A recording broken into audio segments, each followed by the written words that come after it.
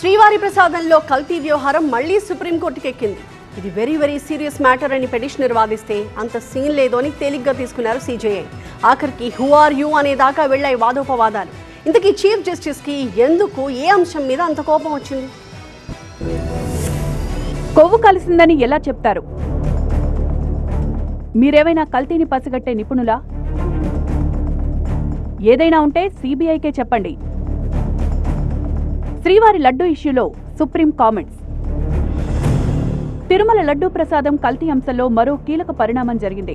తిరుమల లడ్డూలో కల్తీ జరిగిందన్న రాజ్యాంగ పెద్దల కామెంట్లను నిలువరించాలంటూ దాఖలైన పిటిషన్ను కొట్టేసింది అత్యున్నత న్యాయస్థానం. రాజ్యాంగ పదవుల్లో ఉన్నవారు ఈ విషయంలో ఎలాంటి కామెంట్లు చేయకుండా నిలువరించాలనేది పిటిషన్ ఉద్దేశం. మానూరు శ్రీనివాస్ అనే వ్యక్తి చేసిన ఈ పిటిషన్ను సిజేఐ జస్టిస్ సూర్యకాంత్ ధర్మాసనం విచారణ చేపట్టింది. కానీ ఇందులో తదుపరి విచారణ అవసరం లేదని చెప్తూ కీలక వ్యాఖ్యలు చేశారు సిజేఐ.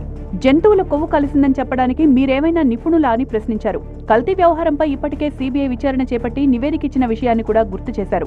ఏదైనా అదనపు సమాచారం ఉంటే అధికారులను కలవాలని సూచించారు. కానీ శ్రీవారి ప్రసాదంలో కల్తీ జరిగిందన్న ప్రచారంతో శాంతి భద్రతలకు విఘాతం కలిగేలా పరిస్థితులు ఏర్పడ్డాయని పిటిషనర్ తరపు న్యాయవాది వాదించారు. అన్ని అంశాలు పరిశీలించాకే సిబిఐతో సిట్ వేయించినట్లు అత్యున్నత న్యాయస్థానం గుర్తు చేసింది. కానీ జంతువుల కొవ్వు కలిసిందంటూ నేతలు చేస్తున్న కామెంట్లపై సిబిఐ ఎలాంటి దర్యాప్తు జరపలేదన్నది పిటిషనర్ వాదన. బహిరంగ ప్రకటనల్ని సిబిఐ ఆపలేకపోతోందని, కోర్టుల జోక్యంతోనైనా ఆగుతాయని అభ్యర్థించారు. కానీ పిటిషన్ విచారణార్హమే కాదని కొట్టివేసింది సుప్రీంకోర్టు.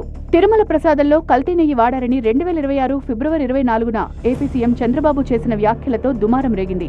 విచారణ కోసం రాష్ట్ర ప్రభుత్వ నేతృత్వంలో సిట్ ఏర్పాటైంది. కానీ మరింత పారదర్శక విచారణ జరగాలంటే కేంద్ర ప్రభుత్వ సంస్థ జోక్యం అవసరమని టీటీడీ చైర్మన్ వైవి సుబ్బారెడ్డి సుప్రీంకోర్టును ఆశ్రయించడంతో సిబిఐ సిట్ రంగంలో దిగి నివేదికని సిద్ధం చేసింది.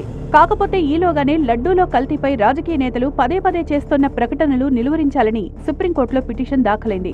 పిటిషనర్ మానూరు శ్రీనివాస్ ఎవరు, అతని నేపథ్యమేంటి అనే ఆసక్తి పెరిగింది రాజకీయ వర్గాల్లో. సనాఫ్ హనుమంతరావు, కేరాఫ్ అనంతపురం, వృత్తిరీత్యా ఇతనొక అడ్వకేట్ అని మాత్రమే పిటిషన్లో సమాచారం ఉంది.